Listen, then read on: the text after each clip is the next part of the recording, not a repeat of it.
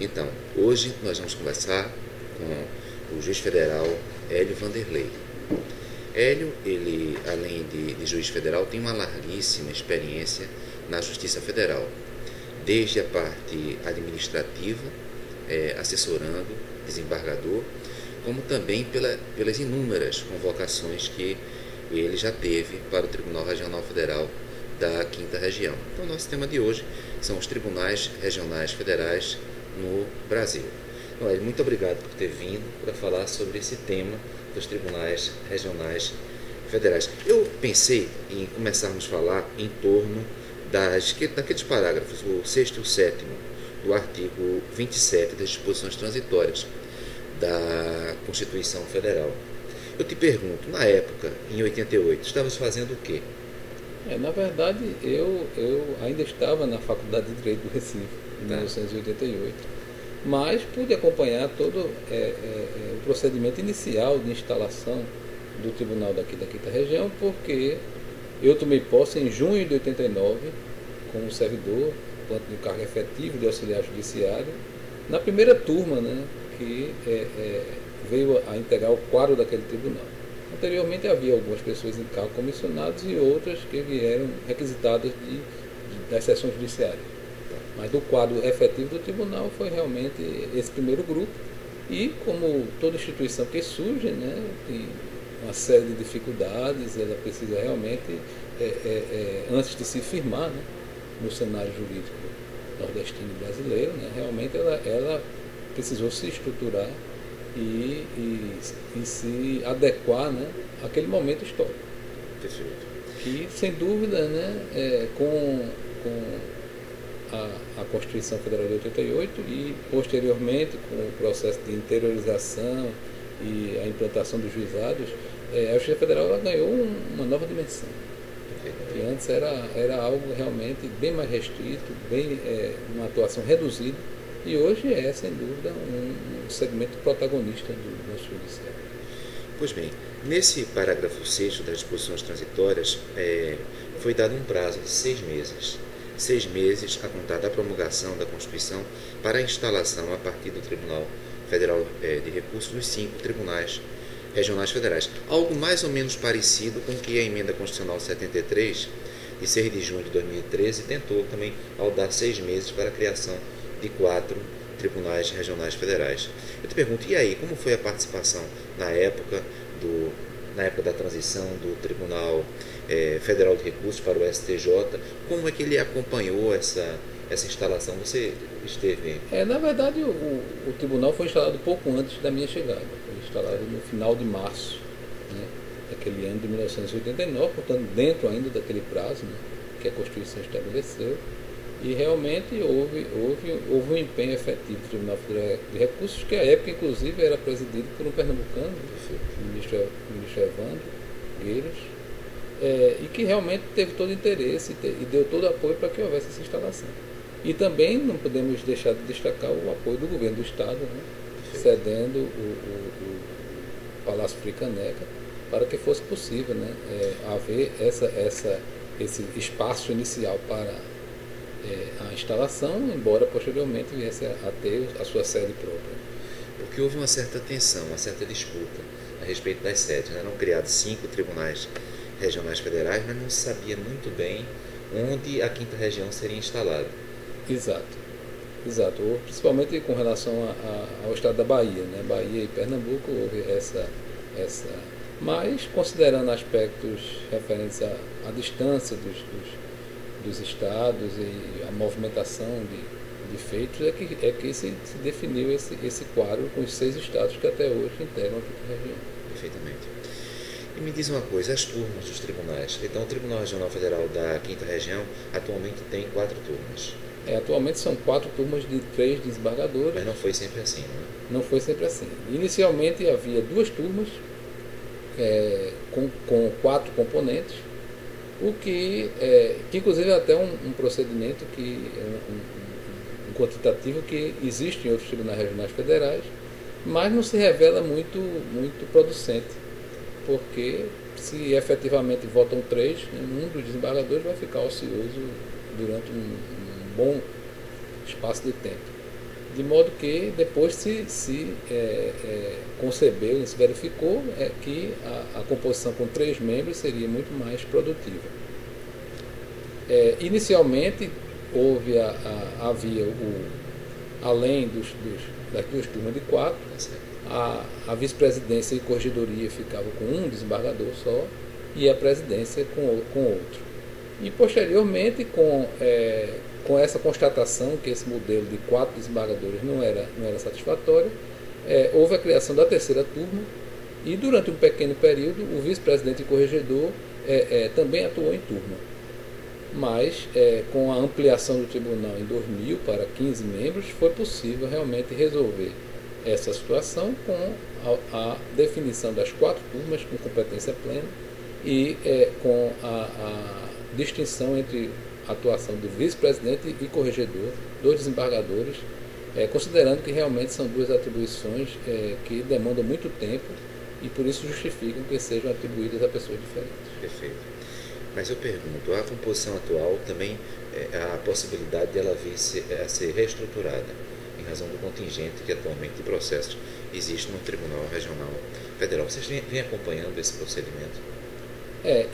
A última informação que eu tenho com relação a esse procedimento é que realmente já existe a proposta de ampliação, já está no Congresso, já foi distribuída para um relator, mas não tem mais notícia com relação a esses desdobramentos.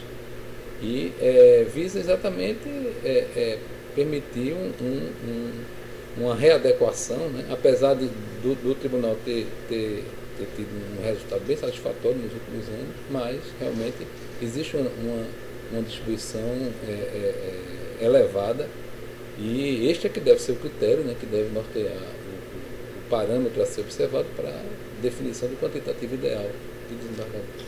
Turmas especializadas. A Justiça Federal ela é dividida em 5 regiões atualmente e cada região tem uma estrutura própria. Algumas regiões têm turmas especializadas. O que você acha? O TRF da 5ª região também seria uma hipótese a produzir digamos assim, um resultado favorável se houvesse especialização de turma ou não? A especialização de turmas, nas regiões onde ela vem sendo implantada, tem se revelado bem sucedida. Eu acredito que realmente o pequeno quantitativo de desembargadores era algo que gerava essa dificuldade em haver essa maior especialização. Mas com um redimensionamento, eu penso que ela será inevitável. Com relação ao novo Código de Processo, em um dos momentos ele fala em estabilização da jurisprudência.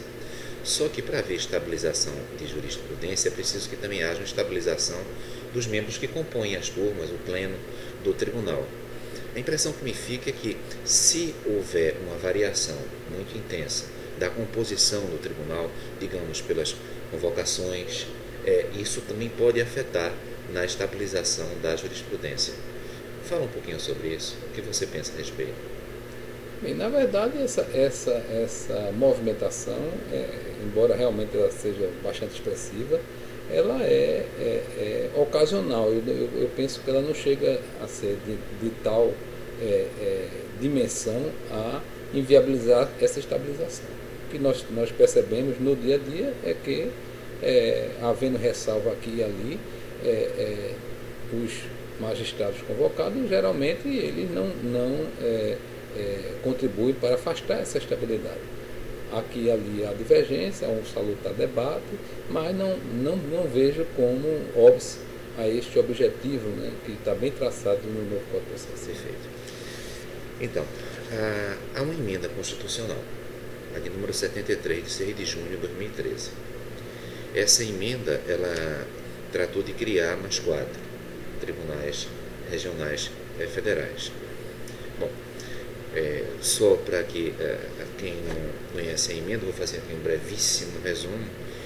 Haveria uma 6ª região com sede em Curitiba, uma 7ª região com sede em Belo Horizonte, uma 8ª região com sede em Salvador e uma 9ª região com sede em Manaus. Mas essa emenda constitucional ela foi objeto de uma medida cautelar, em uma ação direta de inconstitucionalidade. Você acompanhou esse processo? Está acompanhando esse processo? Eu tenho realmente essa informação que há essa suspensão. Agora, a emenda constitucional, ela realmente refletiu, né, uma constatação que é algo inegável, que a divisão atual não atende às necessidades da Justiça Federal, principalmente com relação à primeira região, né, que é uma região que não guarda uma certa uniformidade e abrange estados bastante distantes e com características bem próprias que justificariam haver o seu desmembramento. Mas eu acho que essa emenda constitucional ela deve ser levada adiante, levada a efeito, efetivamente, mas com a avaliação do impacto da própria lei de ampliação dos tribunais existentes. Eu acho que haverá necessidade de se dimensionar esses tribunais, tendo em vista esta realidade, né, desta proposta de ampliação dos tribunais existentes, para verificar até que ponto vai ser necessário um número maior ou menor de magistrados e servidores para as novas unidades. Eu vou trazer aqui alguns pontos que essa decisão que foi tomada pelo ministro Joaquim Barbosa, né, para ser preciso, ela foi tomada em 17 de julho de 2013. E é interessante notar que ao final da decisão, pela suspensão temporária de uma emenda constitucional, o ministro fala que em breve ela deveria ser examinada pelo Pleno do Supremo Tribunal Federal. Essa decisão foi 17 de julho de 2013. Pois bem, entre os argumentos que foram lançados, um deles é a fragmentação da Justiça Federal. Lembrando que atualmente são 5 tribunais regionais federais. O que você acha? A existência de 9 tribunais regionais federais realmente fragmentaria a jurisprudência do federal no Brasil? Haveria esse prejuízo? Existe uma preocupação de que não haja como na Justiça do Trabalho, né? Que realmente cada estado se transformou em uma região. Mas eu entendo que essa ampliação para 9 não vai chegar ao ponto de causar essa fragmentação, já que ela reflete realmente a nossa realidade econômica, a realidade social das várias regiões que justificam o tratamento diferenciado com a instalação dessas unidades.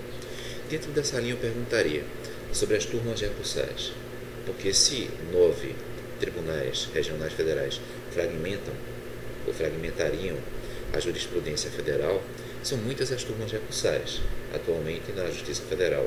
Aliás, os juizados especiais compõem uma parte significativa da Justiça Federal. Mas esse argumento normalmente não é lançado pela existência das turmas recursais, não é?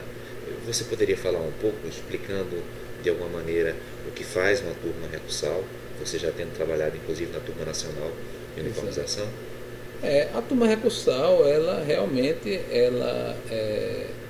foi uma fórmula criada exatamente para permitir uma agilização do julgamento dos juizados especiais, com um procedimento também simples, também célere com relação ao julgamento de seus recursos, em unidades formadas por juízes de primeiro grau, que são unidades localizadas em todos os estados da federação. No entanto, essa preocupação com a fragmentação, eu penso que não se justifica tanto, porque exatamente em função da existência da Turma Nacional de Uniformização, que exatamente propicia esta unidade da jurisprudência dos juizados especiais. A proposta da Turma Nacional, né, com representantes de todas as regiões, é exatamente permitir essa uniformização. Então, eu acho que com a Turma Nacional, essa preocupação ela fica afastada. Perfeito. Esse argumenta com vício de iniciativa. Disse que a criação de tribunais pela Constituição só pode ser feita a partir da iniciativa ou do Supremo ou de tribunais superiores. E como essa emenda constitucional não foi, como não poderia ser, da iniciativa do Supremo nem dos tribunais superiores, haveria um vício de iniciativa.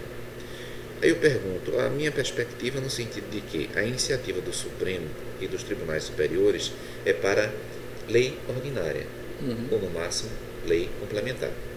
Mas em relação à emenda constitucional, a iniciativa não é do Supremo, nem dos tribunais superiores, mas sim, no caso, daquele leque disposto no artigo 60 da Constituição Federal. Você concorda com isso? Eu concordo.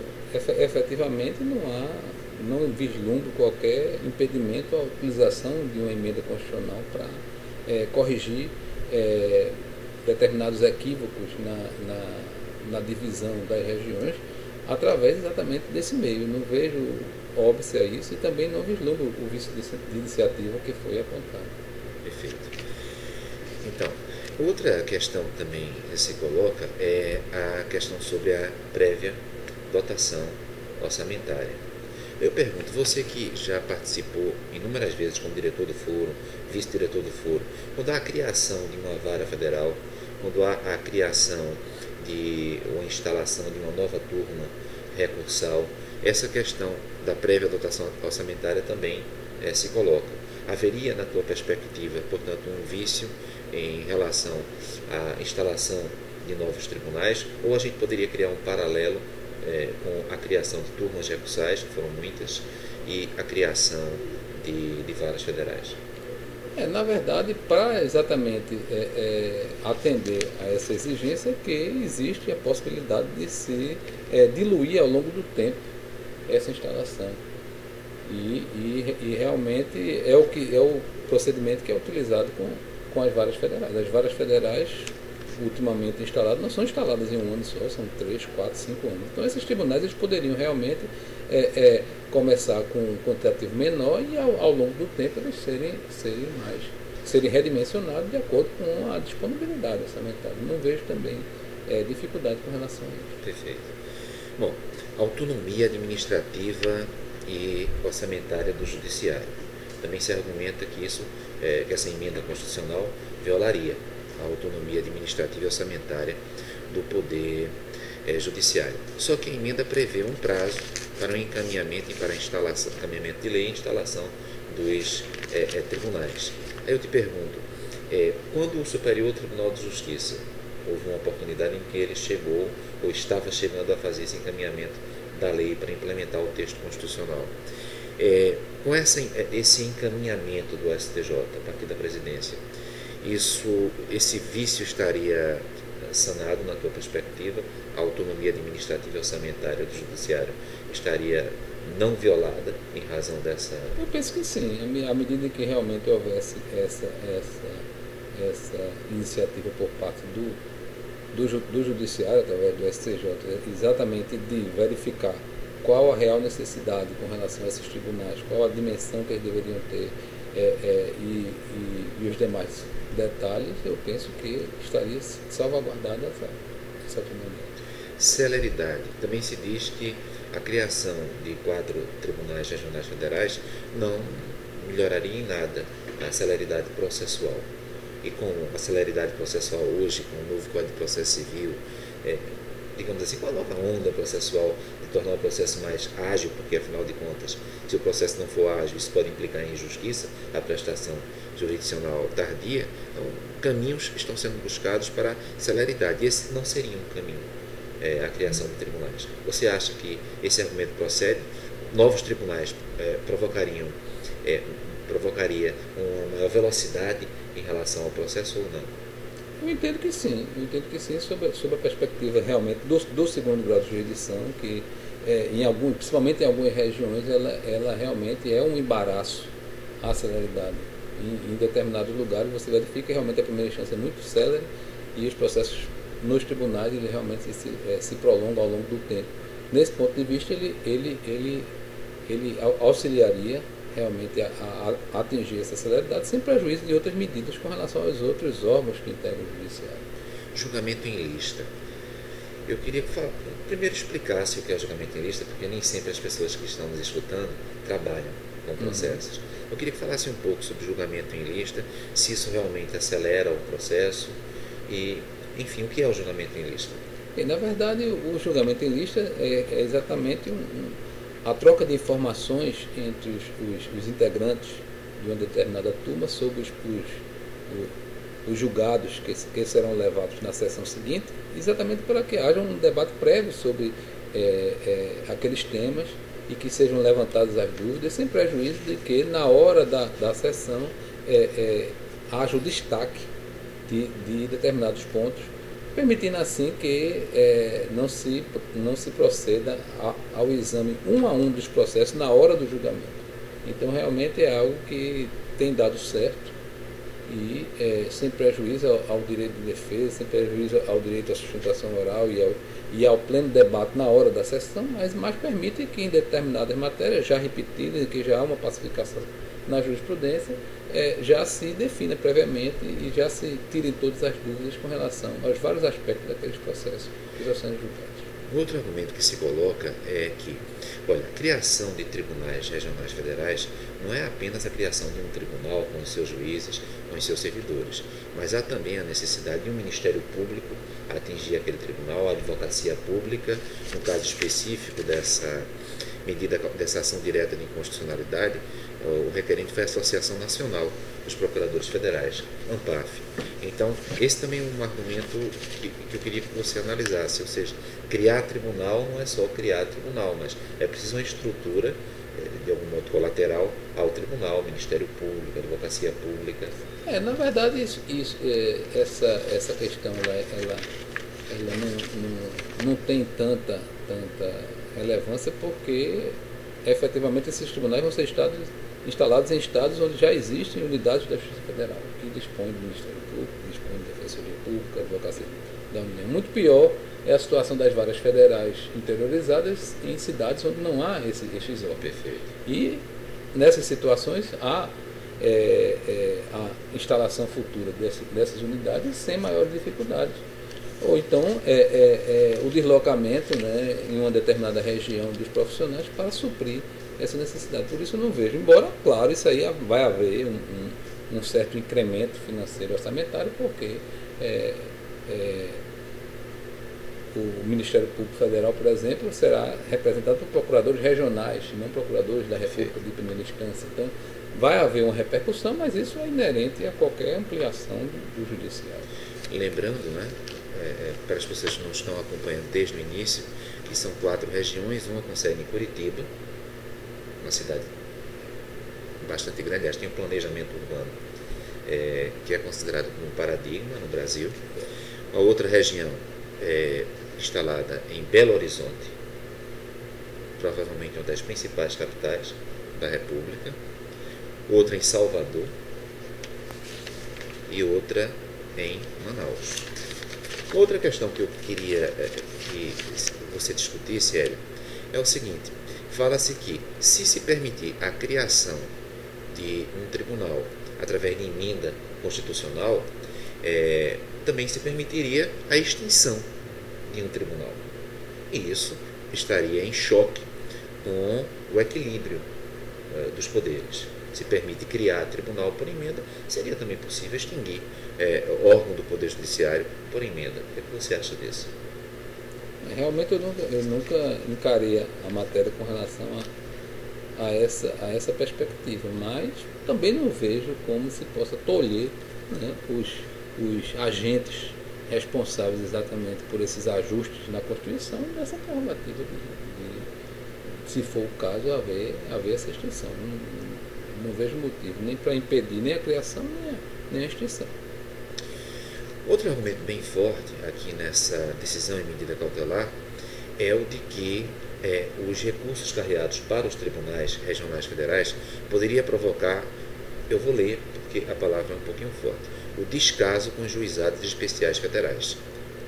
Então esse descaso, a palavra está aqui utilizada na decisão, seria potencializado com a canalização inadequada de recursos. Então, eu te pergunto, os juizados especiais federais é algo de extrema relevância na Justiça Federal. Você vê esse risco de, em sendo criados os tribunais regionais federais, haver o descaso com os juizados especiais federais? Não vislumbra até que ponto isso poderia ocorrer. Eu acho que lógico que existe um impacto com relação ao orçamento da Justiça Federal como um todo. de modo que haverá necessidade desse ajuste, mas não para se prejudicar necessariamente o Juizado Especial Federal, até porque o Juizado Especial Federal já atende uma demanda tão grande, né, no Brasil todo, né, que realmente redução dos recursos destinados poderia realmente causar sérios embaraços, né, ao seu funcionamento. Bom, na hipótese dos tribunais virem a ser efetivamente criados, que a matéria está para que o colegiado do Supremo Tribunal Federal venha a analisar, mantendo a decisão que foi tomada, no sentido da suspensão ou não mantendo, mas na hipótese de eles virem a ser criados, o critério utilizado para a composição de cada um dos tribunais regionais federais foi o mesmo, para esses 4 novos, foi o mesmo adotado pelo Constituinte de 88 para os 5 anteriores. Ou seja, no caso, o Tribunal, à época, Federal de Recursos, iria escolher entre os magistrados federais, independentemente de região, no caso de seção, quais aqueles que iriam compor os novos tribunais. Essa emenda constitucional fez isso também, permitindo ao Superior Tribunal de Justiça escolher esses juízes independentemente de região. Contudo, na implementação que foi feita da emenda, parece que ocorreram restrições, tipo, algumas regiões poderiam ceder juízes para determinados tribunais e outras só para outros tribunais. Como você vê esse critério? Não, na verdade, eu penso que o que deve prevalecer é realmente o critério já definido na própria emenda constitucional. A emenda constitucional teve como premissa a ideia de que o Congresso constatou que foi equivocada a distribuição das regiões. E por isso haveria a criação desses 4, motivo pelo qual necessariamente há que se adotar uma lista nacional de magistrados a serem promovidos, antiguidade e merecimento, conforme o caso, para esses tribunais. De modo que em nenhum momento se estipulou que estaria havendo um desdobramento dos tribunais atuais ou uma anexação dos tribunais atuais. Não teria havendo isso. Na verdade, esses 4 tribunais são criados como se tivessem sido criados em 88. De modo que realmente eu penso que houve de fato uma divergência entre a lei e o que a emenda constitucional quis fazer. Bom, foi a partir daí, contudo, que nessa decisão de suspensão revelou-se uma outra preocupação, qual seja, se não se suspendesse naquele momento a criação dos tribunais regionais federais, vários juízes, vários servidores poderiam ser lotados nos novos tribunais e comporiam uma nova rotina naqueles tribunais. E acaso aquela criação não fosse constitucional, haveria a necessidade de todos voltarem ao status quo ante. E, portanto, esse atropelo trataria também de ser um dos argumentos utilizados para evitar, naquele momento, diante da dúvida da constitucionalidade, a instalação dos tribunais. O que você pensa disso? Sem dúvida, a movimentação que a criação desses tribunais iria gerar em todo o país justifica realmente um certo receio com relação a isso. Por isso que realmente eu penso ser extremamente importante que já se defina isso, já se avalie, logo o Supremo já avalie essa questão da constitucionalidade exatamente para proporcionar essa segurança, né, com relação aos caminhos que cada um há de seguir em sua carreira. Uma outra questão também de grande destaque nessa decisão foi sobre o IPEA. Então, há números do IPEA e também do Centro de Estudos da Justiça Federal, do CNJ, no caso do IPEA e do Centro de Estudos da Justiça Federal, publicados em 2012, falando, conforme a decisão, que seria uma improvisação essa nova estrutura e funcionamento, inclusive diante da realidade dos juizados especiais federais. Eu te pergunto, pela grande experiência, você desde 89 está na Justiça Federal, nós estamos em 2015. Esses estados, essas situações de colocar em tribunais nesses estados, Minas Gerais com sede, Bahia com sede em Salvador, Manaus, não é? Eu te pergunto, esses estados teriam realmente porte para serem sedes de na verdade, tribunais regionais? Quando a emenda constitucional ela foi sendo conduzida, foi sendo debatida nesses estados, realmente houve a busca das condições para viabilizar essa implantação. De modo que realmente eu não vejo que haja improvisação nessa instalação desses tribunais, lembrando até a própria situação, já que a gente mencionou aqui, dos juizados especiais que foram criados, aí sim, com total improvisação, sem servidores, sem magistrados, sem sede, sem nada, e mesmo assim se conseguiu, né, com o interesse de todos os envolvidos, se conseguiu superar essa dificuldade inicial, de modo que não vislumbro óbice dessa natureza a esta implantação. Nós temos limite de tempo. Então, para encerrarmos essa discussão sobre os tribunais regionais federais, eu te passo a palavra. O que você pensa em conclusão a respeito do tema? Bem, eu penso que a criação dos tribunais regionais federais foi, pelo Constituinte do 88, foi muito feliz. E também o Constituinte derivado, através da emenda constitucional, também foi muito feliz, porque os tribunais regionais federais eles propiciam um judiciário mais próximo do jurisdicionado, mais próximo do advogado que o representa, à medida que não se trata de uma unidade centralizada em Brasília, mas de unidades espalhadas em todo o Brasil e que identificam a realidade de cada região. No nosso caso aqui mesmo, nós temos uma certa uniformidade, né? Os 6 estados têm demandas próprias, têm necessidades próprias, de modo que eu acho bastante saudável realmente que haja essa estrutura dividida em uma quantidade compatível com o número de realidades com que nós identificamos em todo o país. Então, eu queria agradecer ao Hélio Vanderlei por ter nos permitido escutar um pouco sobre a visão que ele possui a respeito de um tema tão significativo entre nós, que é a Justiça Federal, a sua organização, estrutura e funcionamento. Eu espero que gostem como eu gostei. Obrigado.